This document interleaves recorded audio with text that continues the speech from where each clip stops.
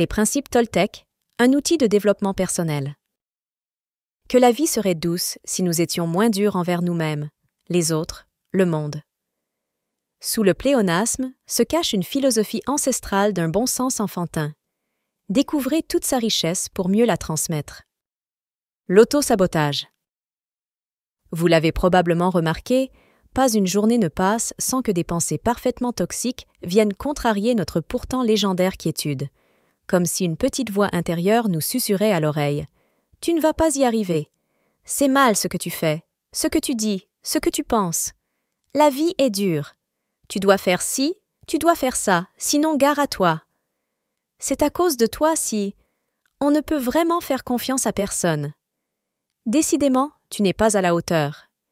Tu mérites cette critique. » Nombreuses et peu aimables, nos réflexions désobligeantes sont autant destinées à nous-mêmes qu'aux autres et au monde dans son ensemble. Or, vous l'avez constaté en tant que parents, les enfants n'en sont pas exempts. Eux aussi se jugent, se condamnent, se parlent d'un ton parfaitement odieux. Votre fils pense qu'il va échouer à la dictée. Votre fille se sent mal d'éprouver de la jalousie pour sa petite sœur. Eux aussi croient que la vie est dure parfois, qu'ils doivent être les meilleurs, ou qu'on ne peut vraiment faire confiance à personne dans ce bas monde, puisque même leur meilleur copain vient de choisir un autre meilleur copain. Ces pensées négatives, les psys les qualifient de limitantes. En effet, elles nous limitent, tant elles empoisonnent notre esprit. Car nous finissons par y croire, et ainsi nous leur donnons du pouvoir. Le pouvoir de nous saboter. Pour ne rien arranger, elles sont à l'origine de douloureuses sensations et très inconfortables émotions. Dès qu'ils s'adressent à nous, ce juge intérieur nous fait éprouver de la peur, de la colère, de la tristesse. En d'autres termes, des ressentis bien éloignés de la joie. Ces commentaires négatifs sont aussi de véritables freins à des réactions appropriées, justes. Comment garder le sourire quand on se sent coupable ou quand on estime l'autre méchant? Ces pensées négatives nous brident, nous inhibent, nous empêchent d'aller de l'avant, d'oser, d'avancer, d'exprimer notre potentiel, de réaliser nos désirs. Bref, ils sont tout sauf constructifs, de vrais bâtons dans nos roues. Un peuple précurseur. Or, cet auto-sabotage mental que les psys connaissent bien, et notamment les spécialistes des thérapies cognitives et comportementales, un peuple l'avait déjà identifié il y a 1 millier d'années. Les Toltecs, peuple guerrier du nord de l'Amérique du Sud, étaient en effet bien plus sages et philosophes que nous. Ils vivaient selon des accords, autrement dit des principes de vie qui avaient pour objectif de chasser ces idées parfaitement toxiques pour vivre en paix en eux-mêmes et avec autrui. Les Aztèques, un peu plus connus que leurs ancêtres, revendiquent cet héritage d'une simplicité et d'un bon sens que nos spécialistes de l'âme moderne pourraient leur envier.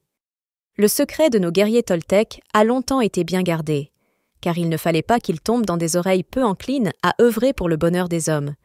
Mais il était dit quelque part qu'un jour viendrait où l'on pourrait donner à tous la clé de l'épanouissement personnel et relationnel. Ainsi, un homme, Don Miguel Ruiz, descendant direct de ce peuple de fins connaisseurs, chamans, a pu, en 1997, dévoiler dans un livre toute la sagesse de ses principes et offrir à ses congénères, toujours perdus dans leurs pensées négatives, les moyens de s'en libérer. Les distorsions cognitives. Bien après les Toltecs, dans les années 1960, le psychologue américain Aaron Beck identifie 6 distorsions cognitives, 6 façons erronées de traiter une information, un fait, une parole, un événement. 1. L'abstraction sélective. Nous ne retenons que les détails négatifs en excluant les détails positifs. En repensant à l'événement, nous faisons abstraction des éventuels bons côtés et nous nous focalisons sur ceux qui n'allaient pas. 2. L'inférence arbitraire. D'un fait, nous tirons des conclusions hâtives, négatives et illogiques, mais qui ont le mérite d'aller dans le sens de la mauvaise opinion que l'on a de soi. Nous lisons dans les pensées d'autrui, par exemple, ou nous extrapolons. 3. La personnalisation. Très courante, cette distorsion de l'esprit consiste à s'attribuer la responsabilité d'un fâcheux événement. C'est aussi croire qu'on est à l'origine du comportement de l'autre. 4. La généralisation abusive. Nous tirons une conclusion générale d'un fait unique ou sur la base d'un seul incident. 5. La maximalisation, autrement appelée la dramatisation. C'est une évaluation excessive de l'événement. Nous exagérons la portée d'un échec, d'une faiblesse, d'une erreur, par exemple, ou nous minimisons une réussite, une qualité. 6. La pensée dichotomique. C'est le fameux tout ou rien, noir ou blanc, jamais ou toujours, bon ou mauvais, etc. Nous ne percevons plus aucune nuance. En thérapie cognitive et comportementale, TCC, on apprend à repérer ces divagations de la pensée qui entretiennent nos peurs. Halte aux croyances. Le problème, selon les Toltecs, est que nous avons tous des croyances, des certitudes sur ce qui est bon ou mauvais, juste ou faux, beau ou laid, acceptable ou non. Qu'est-ce qu'une croyance? C'est une pensée, consciente ou non, qui est devenue automatique, transmise par nos parents et la société, validée par nous-mêmes au fil de nos expériences, qui nous empêche de dire ce qui ne se dit pas ou d'agir alors que ça ne se fait pas. D'où viennent-elles ces croyances qui jouent en notre défaveur? Nous n'avons pas eu le choix, nous les avons apprises, nous avons tous donné notre accord à ces différents points de vue sur nous-mêmes, les autres et le monde, et c'est elles qui sont à l'origine de la façon dont nous réfléchissons. Nous nous sommes soumis à ces lois, tacites ou clairement établies.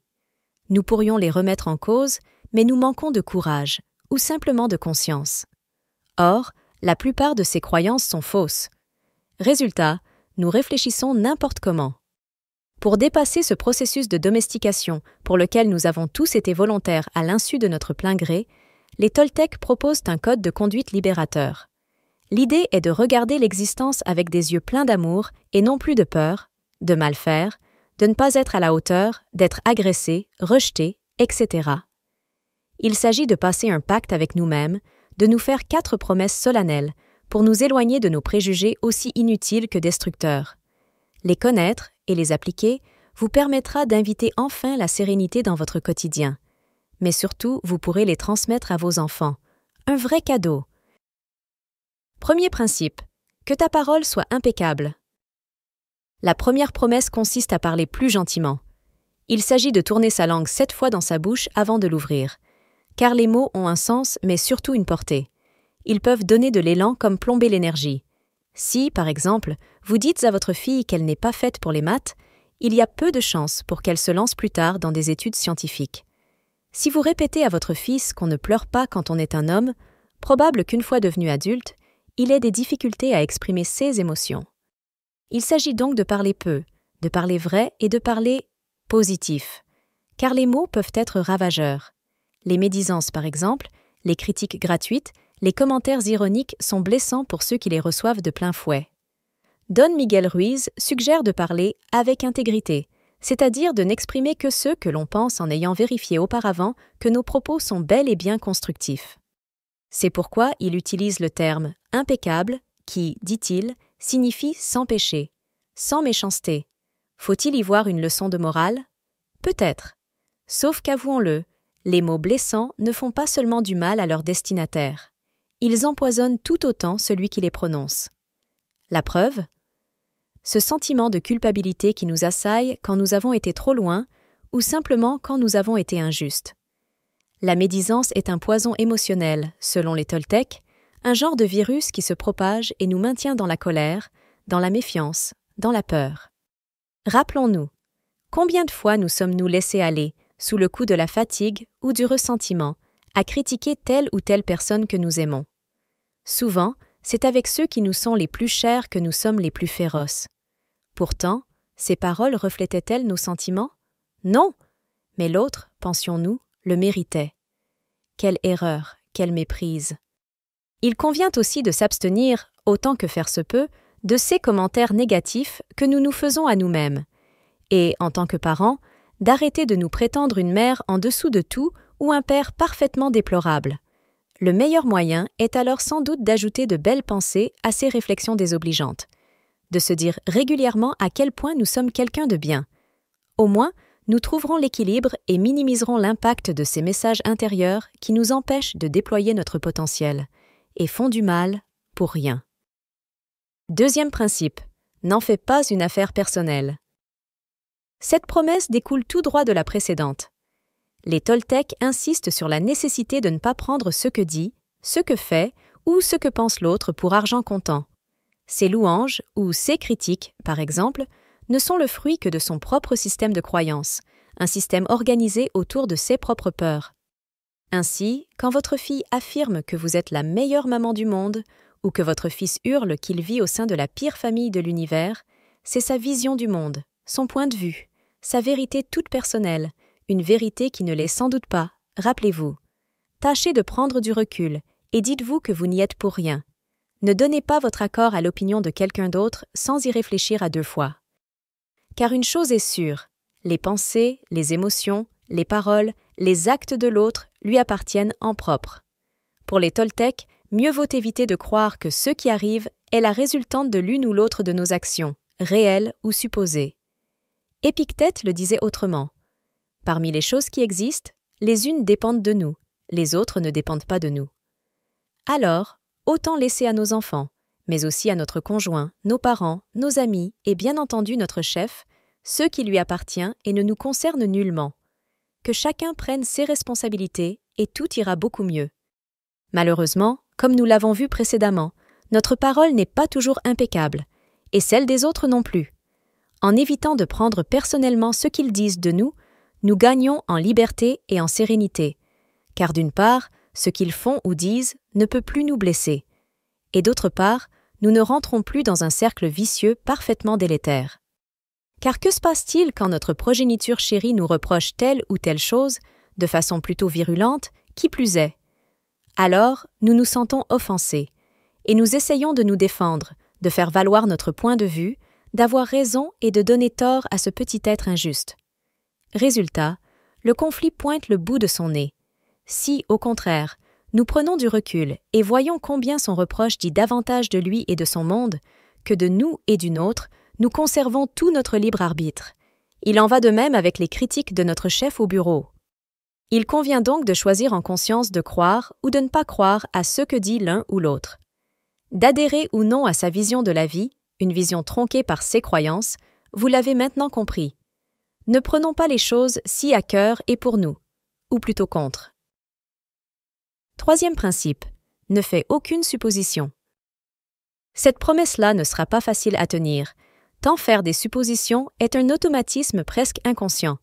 Combien sommes-nous à penser à la place d'autrui, à tirer des conclusions hâtives, à lui prêter des intentions qui, en général, vont au détriment de nous-mêmes?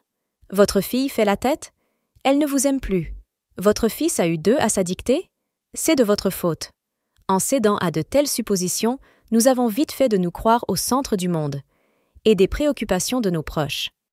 Les psys connaissent bien ces distorsions cognitives et sont convaincus que ces projections et erreurs d'interprétation alimentent nos doutes et notre malaise intérieur. Mieux vaudrait considérer ces réflexions comme des divagations de la pensée, des productions psychiques qui n'ont pas grand-chose à voir avec la réalité. Prenons, là encore, du recul quand nous constatons que nous créons de toutes pièces des scénarios abracadabrantesques. Ces suppositions créent des drames. Voyez comme le cercle est vicieux. Nous émettons des hypothèses sur les raisons pour lesquelles les autres pensent ceci, disent cela ou font ainsi. Nous croyons que c'est vrai, nous prenons alors les choses personnellement, nous leur en voulons et médisons sur leur compte pour nous défendre. La boucle est bouclée et le chaos s'ensuit. Éviter les suppositions malheureuses, c'est aussi, pour les Toltecs, éviter de croire que l'autre connaît vos désirs, vos peurs, vos croyances, etc. Vous supposez en effet que votre fils sait ce que vous attendez de lui, ranger sa chambre, ou que votre fille devrait déceler que vous êtes fatigué et donc éviter de gigoter dans tous les sens. Mais vous ne leur avez sans doute rien dit. Et maintenant vous pensez, comment ose-t-il se comporter comme ça? C'est le meilleur moyen de vous attirer des problèmes, de créer des difficultés et des incompréhensions. Nous croyons que les autres pensent comme nous. Mais non, puisqu'ils ont leur propre système de croyances. Dernier point sur lequel la philosophie toltèque insiste, il convient de mettre en veilleuse nos suppositions en matière d'amour. En effet, nous imaginons que, parce que nous aimons cette personne, un enfant, un amant, celle-ci changera, nous comblera. Là encore, faire ce type d'hypothèse éloigne de la réalité et même de l'amour véritable. Comment venir à bout de cette mauvaise habitude? En apprenant à communiquer plus clairement.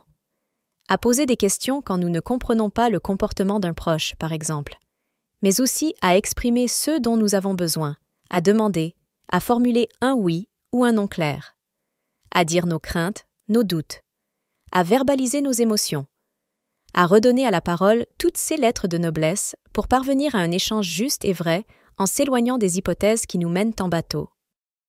4e principe. Fais toujours de ton mieux.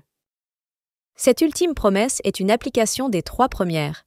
Il s'agit pour les Toltecs de faire de son mieux en tenant compte des circonstances, mais aussi de soi, de son état, de ses fragilités. Notre mieux change constamment.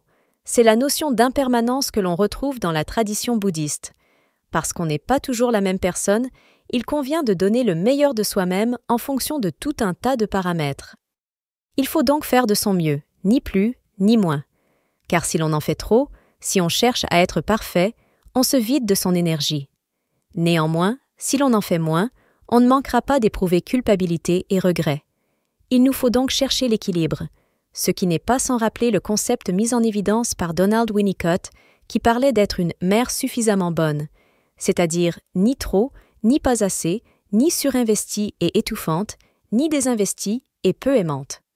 Pour le pédiatre et psychanalyste anglais, il va sans dire que dans la notion de mère s'entend toute figure parentale, donc le père, la nounou, etc. Pourquoi un tel équilibre mène-t-il au bonheur? Parce qu'alors, notre juge intérieur, celui dont nous avons parlé plus haut, n'a plus qu'à se taire. Et ça, avouez que ce serait opportun. En effet, lorsqu'on fait de son mieux, même lorsqu'on est fatigué, voire malade, alors on ne peut plus se juger, et encore moins se condamner. On donne, à soi, aux autres, au monde, ce que l'on peut donner, ni plus, ni moins, et on en finit une bonne fois pour toutes avec le tourment de l'auto-sabotage. Il s'agit donc de s'éloigner des « je dois faire ceci » ou « il faut que je sois cela » pour apprendre à s'écouter pour mieux se respecter. Ainsi, certains jours, notre mieux sera de voir un bon film sous la couette avec nos enfants, et le lendemain, de les emmener au musée. L'idée est finalement de s'éloigner des injonctions socio-culturelles et de l'image idéale de soi pour vivre pleinement l'instant présent. Dernier point. Faire de son mieux, en tenant compte de soi et de sa possible vulnérabilité, c'est apprendre à se connaître et s'accepter puis agir. C'est donc ne pas exiger de soi de toujours avoir une parole impeccable, de ne plus jamais prendre les choses de façon personnelle ou faire des suppositions. Non, ce serait impossible. Nous sommes humains, donc imparfaits. Inutile de chercher la perfection. En revanche, nous sommes tous perfectibles. Un 5e principe pour la route. Sois sceptique et apprends à écouter. En 2010, Don Miguel Ruiz et son fils proposent un 5e principe qui pourrait être une sorte d'aboutissement des 4 premiers. Sois sceptique et apprends à écouter. Être sceptique? Oui, mais douter de quoi? De ce que nous estimons être la réalité. Car la réalité n'existe pas en dehors de la perception que nous en avons, et qui, dès lors, est personnelle, pour ne pas dire subjective. Nous ne pouvons pas avoir accès au réel, au tangible. Nous n'en avons qu'une représentation. Croire que cette représentation est la réalité nous leurre. Voyons maintenant ce qu'il en est de l'écoute. Si nous partons de l'idée que notre réalité est simplement une façon de voir et de considérer les choses, alors nous pouvons comprendre que nos proches ont, eux aussi, une représentation toute personnelle de ce qui arrive, des situations, des événements. Ce qui est vrai pour nous ne l'est peut-être pas pour eux. Apprendre à écouter, c'est s'ouvrir au monde de l'autre et entrer en interaction avec lui de façon plus harmonieuse et plus respectueuse.